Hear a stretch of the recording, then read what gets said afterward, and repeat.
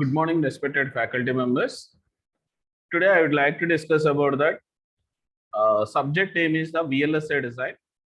In that VLSI design, I would like to discuss about a small topic, that is Nmos fabrication.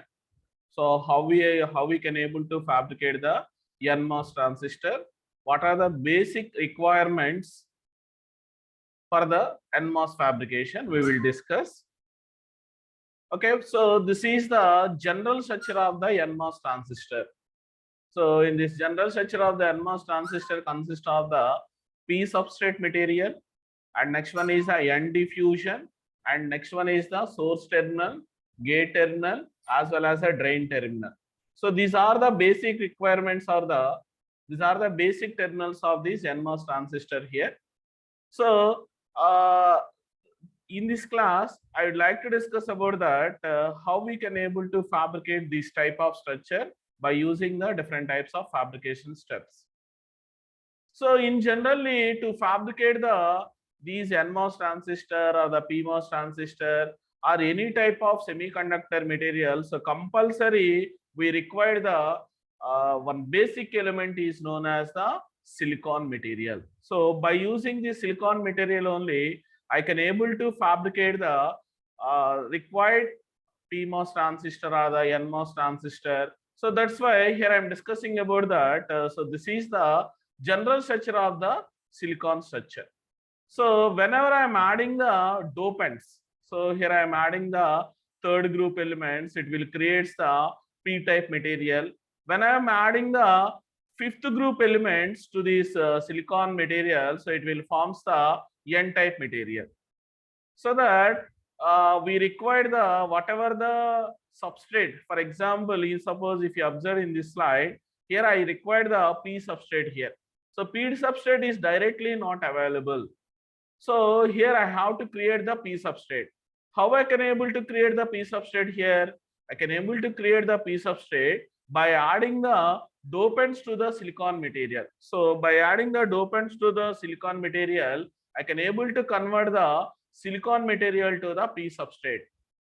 Okay, students. So now let us see that what is the general working of these transistors. So for which voltages this transistor goes to the on condition, for which voltages this transistor goes to the off condition here. So now let us see that NMOS transistor. So this is the symbolic representation of this NMOS transistor here. So for this NMOS transistor, so suppose if I am applying the 5 volts to the gate terminal, so this NMOS transistor goes to the on condition. So that's why this acts as a short circuit. Similarly, when I'm applying the 0 volts to this NMOS transistor, so that for that 0 volts, this NMOS transistor goes to the off condition. So it acts as a open circuit. Similarly, when I talk about the PMOS transistor, so this PMOS transistor, so what is the difference between this NMOS transistor and the PMOS transistor here?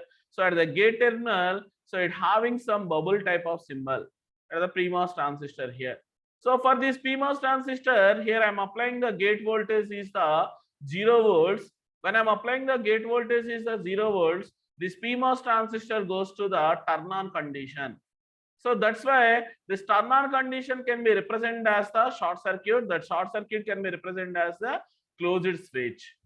So similarly, when I'm applying the 5 volts to this PMOS transistor, so this PMOS transistor goes to the off condition. So that PMOS transistor can be represented as the off state here. So this is the different, whenever I'm applying the different voltages to this NMOS transistor as well as the PMOS transistor, the behavior of the circuit are shown in this figure. Now let us see that how I can able to fabricate the NMOS transistor. So in order to fabricate this NMOS transistor, first of all, we have to fabricate the substrate. We have to fabricate the substrate here. So in case of the NMOS transistor, so the basic substrate is the P substrate. So in order to fabricate the P substrate, so generally P substrate is not directly available. So in order to fabricate the p substrate, here I am adding some dopant. So that's why here I am considering the one substrate material. So for that substrate material, I am adding the one p type of impurities. Here I am adding some p type of impurities here. When I am adding the p type of impurities to this substrate material, it will convert to the substrate material is known as a p type of substrate here. Next one is next step is here I have to create the oxide layer on the surface of the MOSFET. In order to create the oxide layer on the surface of the MOSFET, we are using the step. That step is known as the oxidization step. So in this oxidization step, we are passing the p substrate material through the oxygen chamber. It will forms the oxide layer on the surface of the MOSFET. Okay, after forming the oxide layer on the surface of the MOSFET, we are patterning the photoresist material. So generally you can get the doubt is that what is the use of this photoresist material? Whenever I am exposing the light, so some areas have to become hardened area and some areas becomes to the soften area. So in order to make the material as the soften area or the hardened area, we are using this photoresist material. So after patterning the photoresist material, we are by using the proper definition of the mask, we are passing this light through this mask here. This process is known as the photolithography process. This process is known as the photolithography process. Whenever light is exposed to the on the surface of the MOSFET, so that becomes to the hardened area, and wherever the ultraviolet rays are not exposed to the particular surfaces of MOSFET, it becomes to the soften area. So whatever the soften area we have, that soften area can be removed by using the process is known as the etching process. The process is known as the etching process here. Again, I am repeating the oxidation step, photolithography process and etching process. So finally, I can able to get the required oxide layer on the surface of the MOSFET. So that's why here I am repeating the oxide layer. Here I am defining the oxide layer here. So after that, here I have to create the polysilicon material on the surface of the oxide layer. How I can able to create the polysilicon layer on the surface of the MOSFET here? By using the step is known as the chemical vapor deposition process. Okay, so here I am using this red color is nothing but our required polysilicon material. Again, I am defining the this process, patterning the photoresist material, and that material are exposed to the proper definition of the mask that inform that by using that mask, I am passing through the ultraviolet rays here. This process is known as a photolithography process. This process again I am repeating again. So particular whatever the area present on the surface of the MOSFET, so some whenever the light is exposed, that exposed region becomes to the hardened area, and remaining regions are the soften area. Those soften areas can be removed by using the process is known as the etching process. So here I am removing the whatever the unwanted material present on the surface. That unwanted materials can be removed by using the process is the etching process here. After that, our next step is known as the implanting or creating the source and drain regions. So how I can able to create the source and drain regions here?